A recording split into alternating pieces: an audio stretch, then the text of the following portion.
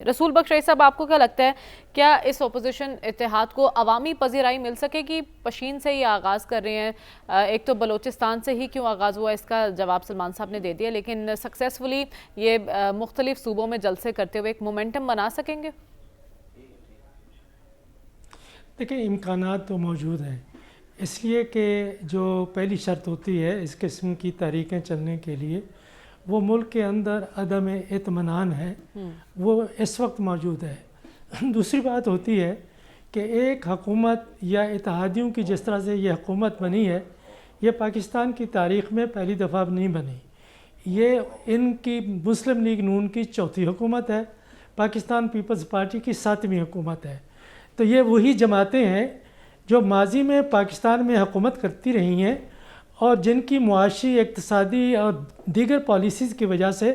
پاکستان جہاں پہ آج کھڑا ہے یہ اس کے ذمہ دار ہیں۔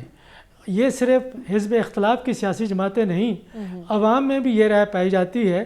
کہ ان سیاسی جماعتوں جن کے پاس اقتدار ماضی میں رہا ہے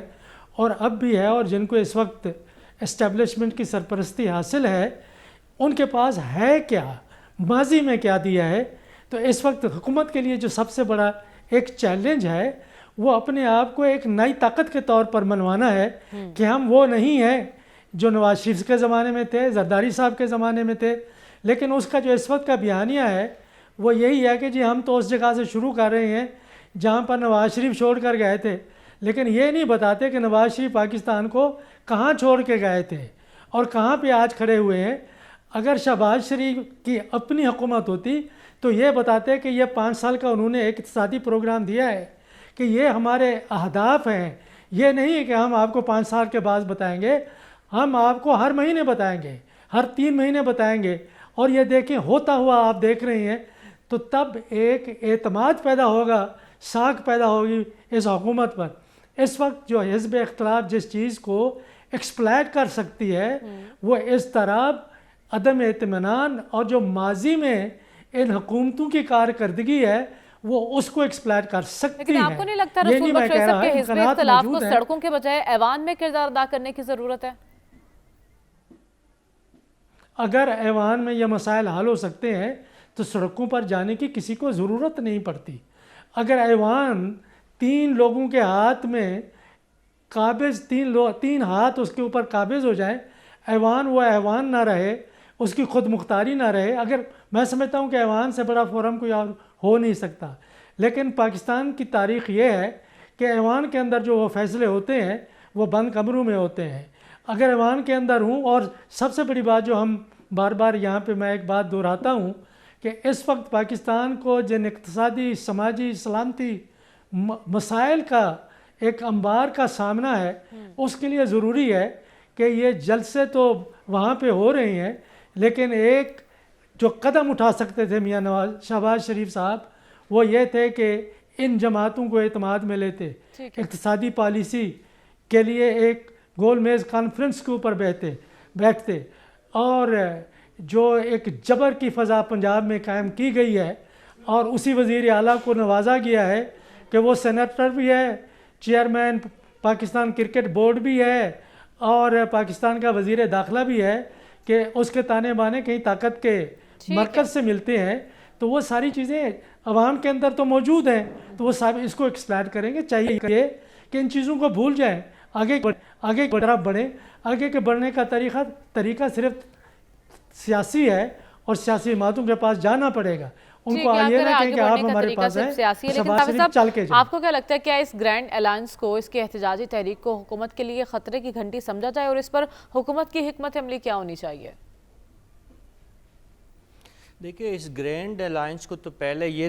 طے کرنا ہے اور عوام کو یہ بتانا ہے کہ ان کا احتجاج ہو کس کے خلاف ہے۔ کیا شہباز شریف صاحب کے خلاف یہ احتجاج ہے، ان کی حکومت کے خلاف ہے، یا کسی اور ریاستی ادارے کے خلاف ان کا احتجاج ہے؟ یہ نقطہ ان کو بہت کلیئرلی بتانا ہوگا، کیونکہ اگلے مہینے ہم 9 مئی کے 1 سال کے جو ایک حادثہ ہوا تھا اس کا 1 سال ہونے کو ہے۔ تو اس وقت ایک مرتبہ پھر جب آپ لوگوں کو سڑکوں پہ بلانا چاہ رہے ہیں، گرچہ اس وقت حالات اس طرح نہیں ہے جو 9 مئی پچھلے سال 9 مئی کے جو حالات تھے، جس طریقے سے پی ٹی آئی کے لیے لوگ سڑکوں پہ آیا کرتے تھے، اب اس کی تعداد بہت کم ہوئی ہے۔ اس کی وجوہات میں ہم نہیں جانا چاہتے، اس کے کچھ سیاسی وجوہات ہے، کچھ انتظامی وجوہات ہے، کچھ اس پارٹی کی اپنی غلطیوں کا نتیجہ ہے، کچھ اس گھٹن کا نتیجہ ہے جو ابھی ذکر کیا گیا کہ اتنی گھٹن اور اتنا خوف مارشل لاؤ میں بھی نہیں تھا۔ لیکن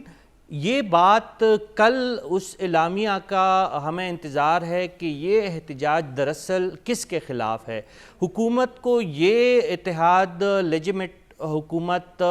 نہیں مانتی، حقیقی حکومت نہیں مانتی، جمہوری حکومت نہیں مانتی۔ ان کو ان کے بقول جو مسلط کرنے والے ہیں، اصل ذمہ داران وہ ہے۔ اگر ان کے خلاف یہ احتجاج ہے تو یہ پھر بہت ہی خطرناک بات ہوگی۔ پہلے تو ابھی ان احتجاج کرنے والوں کو 9 مئی کا حساب دینا ہے، اور اس کے بعد پھر انہوں نے آگے چل کے جو غیر جمہوری قوتیں ہیں، اگر ان کے ہاتھ اور رستہ انہوں نے روکنا ہے تو پھر اس کی انہوں نے وضاحت کرنی ہے۔ اگر یہ وضاحت یہ لوگ نہیں کر پائیں گے تو اس تحریک کو پھر عوامی پذیرائی ملنے والی نہیں ہے۔ محمود خان اچکزئی اب تک پاکستان میں جتنی بھی بڑی تحریکیں بنی ہے، اور پختونخوا ملی عوامی پارٹی کا جب سے وجود عمل میں آیا ہے، تب تک وہ ہر احتجاجی تحریک میں شامل رہے ہیں، کیونکہ ان کی سیاست جو ہے، اب ان کا قوم پرستی کا منجن وہ نہیں بکرا۔ ریاست کے خلاف بیانیہ جو ان کا بنایا ہوا تھا، اس پہ